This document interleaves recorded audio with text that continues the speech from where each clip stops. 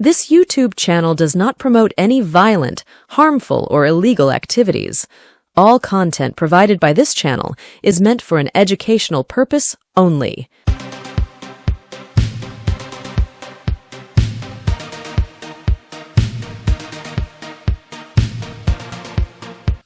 এই কিছুদিন যাবত একটা বিষয় নিয়ে মানুষ কিছুটা চিন্তিত, সেটা হলো নিপা ভাইরাস।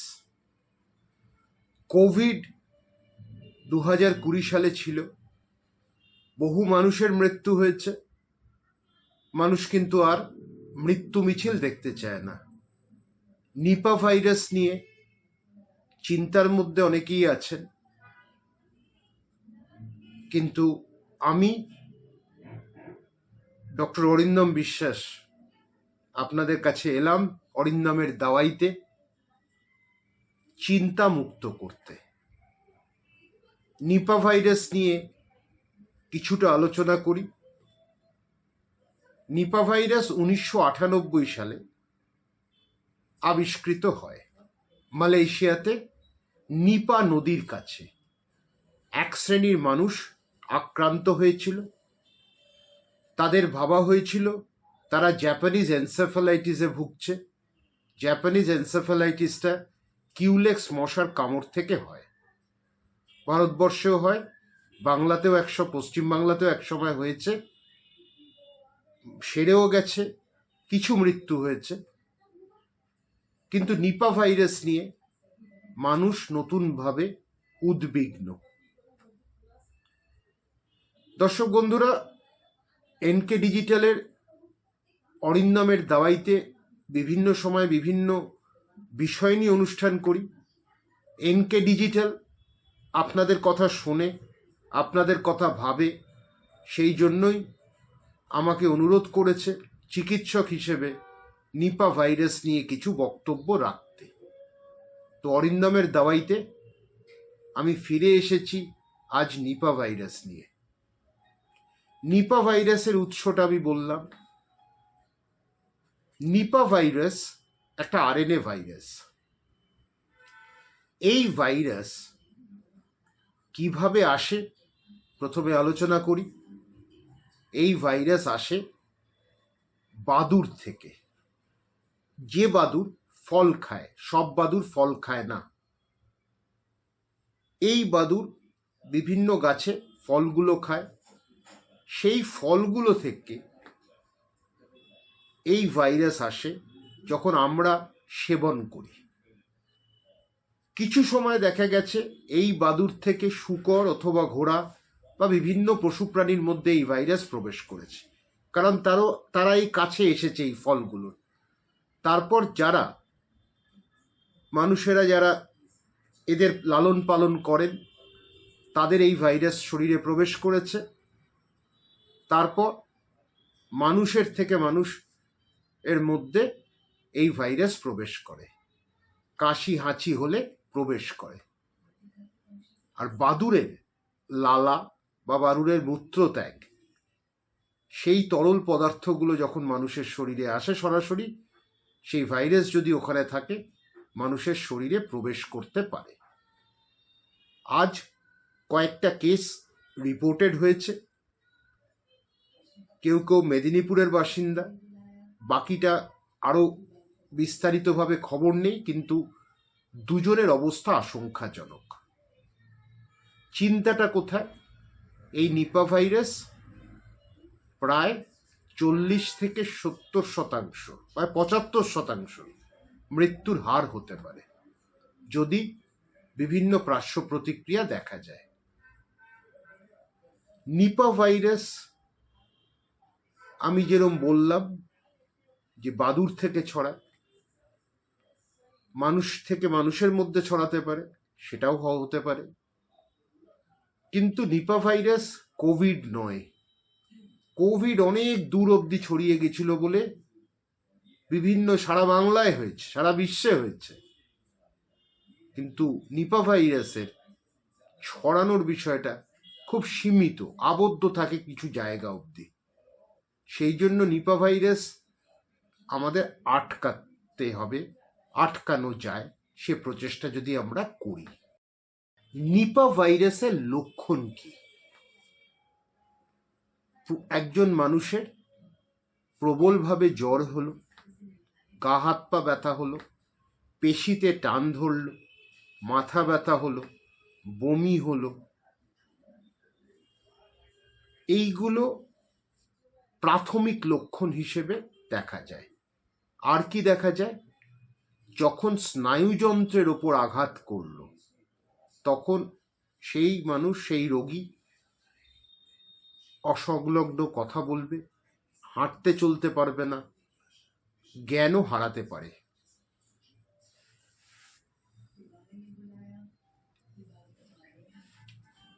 এই জায়গায় নিপা ভাইরাস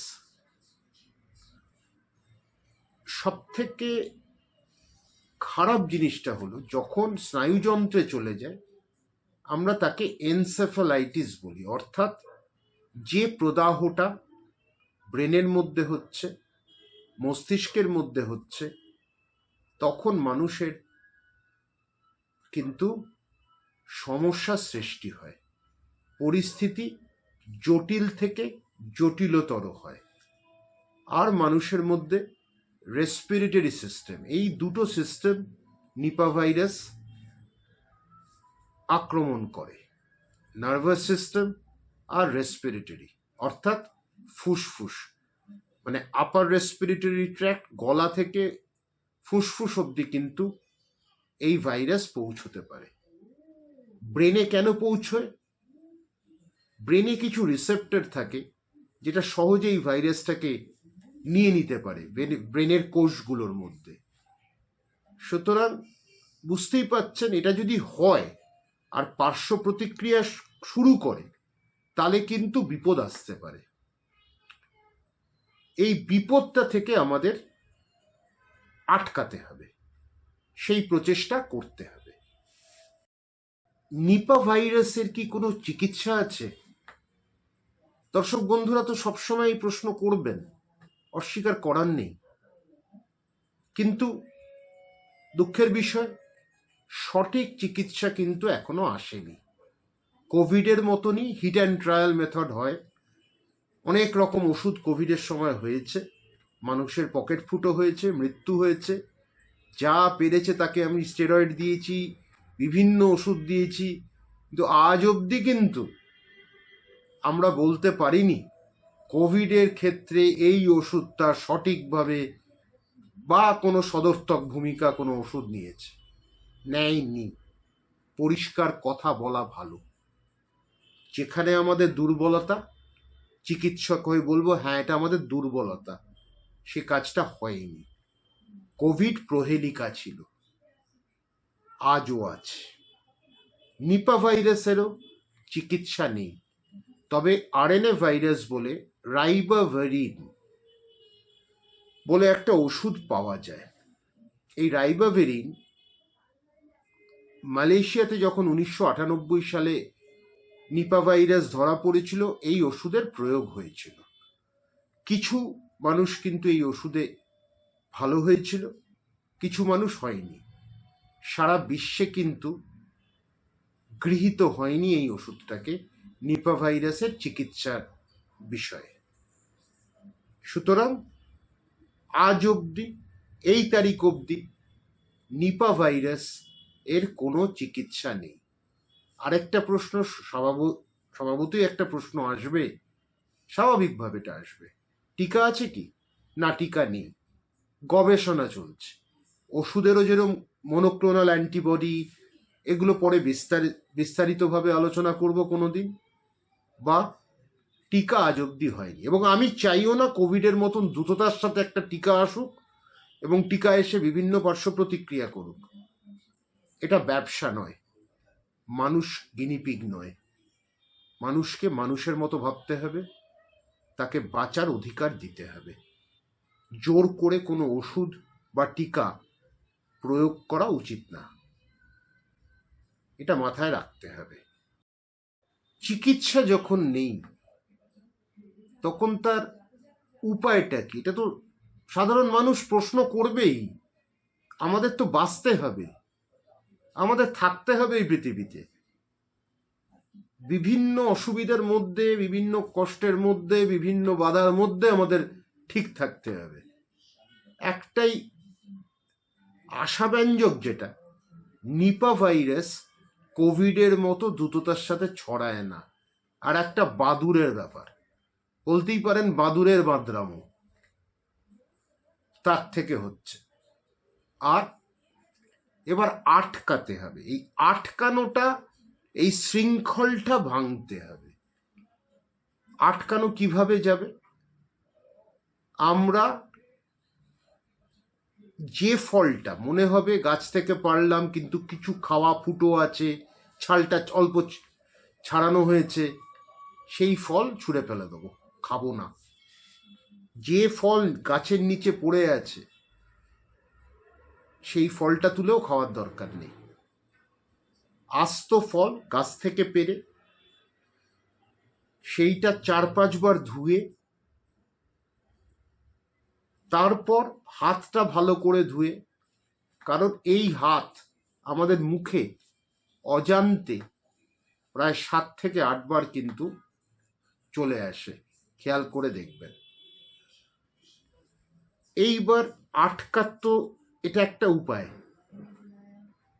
ফল কই করলাম না, তা বলে দেখবেন খেজুরের রস খাবেন না, খাবেন না, না নিশ্চয়ই খাবেন, যদি আপনি মনে করেন সেটা হাইজেনিক, কোনো জায়গাটাতে খুব পরিষ্কার করা আছে, সেই জায়গাতে নিশ্চয়ই আমি খাবো।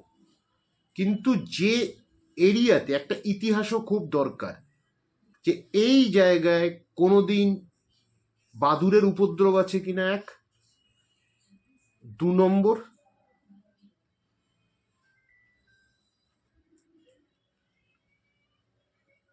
নিপা ভাইরাস এই জায়গাটায় হয়েছে কিনা, তাহলে সেই হিসেবে আমাদের সেইভাবে সাবধানতা অবলম্বন করতে হবে। তো এটাকে আটকাতে গেলে আবার কি বললাম, আমাদের ভবিষ্যৎ, হাতটাকে ভালো করে ধোবো, ফলটা পরিষ্কার যদি খাই, ছালটা একেবারে থাকবে সেটা ছাড়িয়ে খাবো, পরিষ্কার করে নেব, হাতটা ভালো করে ধোবো। আর যদি কোনো রোগীর লক্ষণ যা যা বললাম, যা যা আলোচনা করলাম এরম থাকে, তার পরিষ্কার কথা হাসপাতালে যাওয়া উচিত, তাকে আলাদা রাখা উচিত। তাদের সেবাদান যারা করছে বা স্বাস্থ্যকর্মীরা, তাদের মাস্ক পরা উচিত। এইটা করলে একটা উপায় আছে। আর বিভিন্ন হোয়াটসঅ্যাপ, বিভিন্ন ভিডিও আসবে আপনাদের ভয় পাওয়ানোর, যেটার অভিপ্রায় আমার নেই। আমরা একটা কণ্টকাকীর্ণ পথ পেরিয়েছি কোভিডের সময়, সেই দুর্যোগ, সেই বিপর্যয় যেন ফিরে না আসে, তাই জন্য ভিডিওটা পরিষ্কার বলছি, ভয় পাবেন না। কিন্তু লক্ষণগুলো থাকলে তাড়াতাড়ি যদি আলাদা হয়ে যান, অন্য মানুষেরা কিন্তু বেঁচে যায়। একজনের থেকে একটা ভাইরাস অনেক দূর অবধি যেতে পারে। আর একটা হাঁচলে বা কাশলে যে দ্রুততার সাথে যেতে পারে সেটা আপনারা ভাবতে পারবেন না।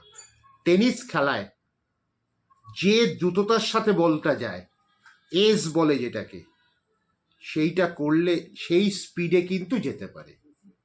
সুতরাং মাস্কটা পরা জরুরি যাদের সেবাদান করছেন। কোন বয়সে হতে পারে?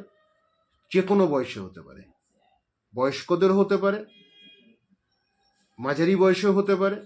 এটা বাদুড়ের সাথে সম্পর্ক। এটা কিন্তু বয়স্ক বা ছোটরা, তাদের সমস্যা এই কারণে বেশি হয়, তাদের অনাক্রমতাটা দুর্বল, অর্থাৎ ইমিউনিটিটা দুর্বল।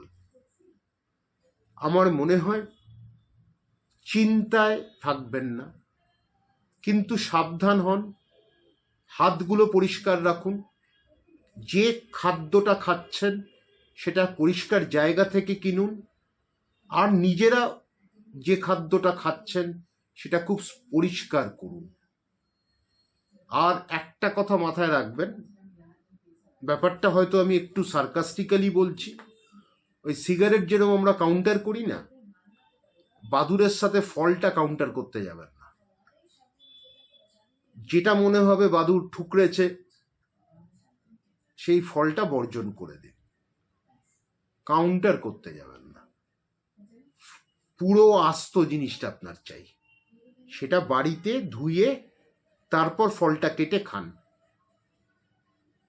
বাদুড়ের বাঁদরামো যদি থাকেও, সেই বাঁদরামোটা আটকানোর রাস্তা কিন্তু আপনাদের আছে।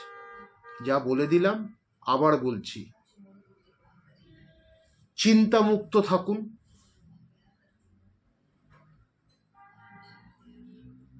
কোনো সংকট হবে না, কারণ নিপা ভাইরাস খুব সীমিত জায়গায় থাকে। সারা বিশ্বে একটা প্যান্ডেমিক হয়ে যাবে তা নয়, কিন্তু সেন্টার ফর ডিজিজ কন্ট্রোল আমেরিকাতে, অ্যাটলান্টাতে যেটা আছে, সেটা নিশ্চয়ই তারা গবেষণা করে এবং গবেষণা করে বলেছে প্রথম 10টা বিপজ্জনক ভাইরাসের মধ্যে একটি। সেই ক্ষেত্রে বিপদ থাকতে পারে, কিন্তু এর মানে না যে সারা বাংলায় একটা বিপর্যয় হবে। আমাদের সাবধান থাকতে হবে, সতর্ক থাকতে হবে। ধন্যবাদ জানাবো আপনাদের দেখার জন্য। প্রশ্ন থাকলে নিশ্চয়ই করবেন, এনকে ডিজিটাল উত্তর দেওয়ার চেষ্টা করবে। আর এনকে ডিজিটালকে ধন্যবাদ জানাই, আমাকে এই প্ল্যাটফর্মটা দিয়েছে আপনাদের অবগত করার জন্য। আপনারা যাতে চিন্তায় না থাকেন, চিন্তায় না কাটে দিনগুলো, আর আপনারা যাতে সুখে শান্তিতে থাকতে পারেন এবং রোগ নির্ণয় করার কথা যেগুলো বললাম, আর একেবারে নীরোগ থাকতে পারেন, সেই বিষয়গুলো আমি তুলে ধরলাম। ভালো থাকবেন। এনকে ডিজিটালকে ধন্যবাদ জানাই আপনাদেরও। প্রশ্ন থাকলে নিশ্চয়ই অবলীলায় করবেন। ভালো থাকবেন, এনকে ডিজিটালের পাশে থাকুন। ধন্যবাদ, সবাই ভালো থাকুন।